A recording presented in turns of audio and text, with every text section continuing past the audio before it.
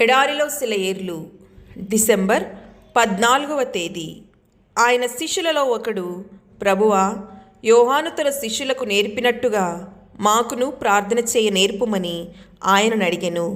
అందుకాయన, మీరు ప్రార్థన చేయనప్పుడు నీ రాజ్యము వచ్చునుగాక అని పలుకుడని వారితో చెప్పెను. లూకా సువార్త 11వ అధ్యాయము 1-2 వచనాలు. మాకు ప్రార్థన చేయడం నేర్పించమని వాళ్ళు అడిగినప్పుడు ప్రభు తన కళ్ళెత్తి దేవుని మహిమనొక్కసారి అవలోకించాడు. నిత్యత్వపు అంతిమ స్వప్నాన్ని ఒక్కసారి తలుచుకున్నాడు.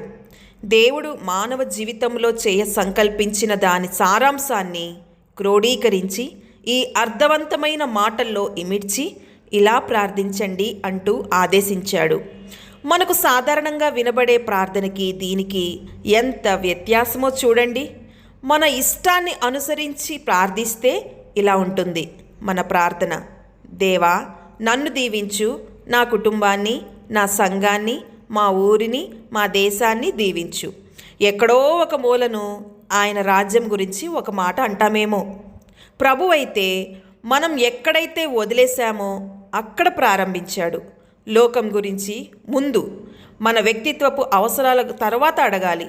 నా ప్రార్థన ఖండాంతరాలు దాటి ప్రతి ద్వీపాన్ని కలుపుకొని ప్రపంచమంతటి కొరకు దేవుని సంకల్పం గురించి, ప్రతి వ్యక్తి గురించి, ప్రతి జాతి గురించి ప్రార్థించిన తరువాత నా కోసం చిన్న రొట్టె ముక్క నిమ్మని అడగమంటున్నాడు.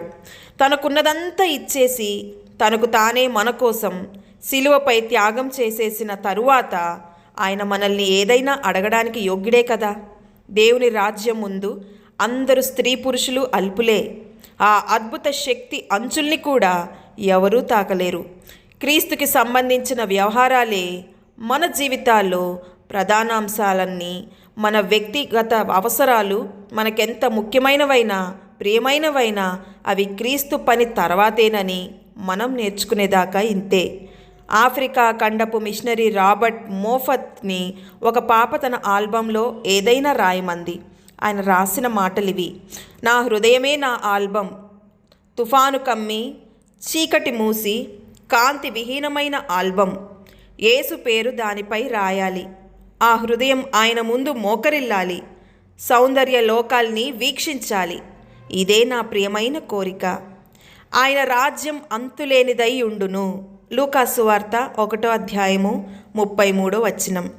మిషనరీ పని చేయడం అన్నది ఈనాటి సంఘాల తర్వాత ఆలోచించి తెలుసుకున్నది కాదు.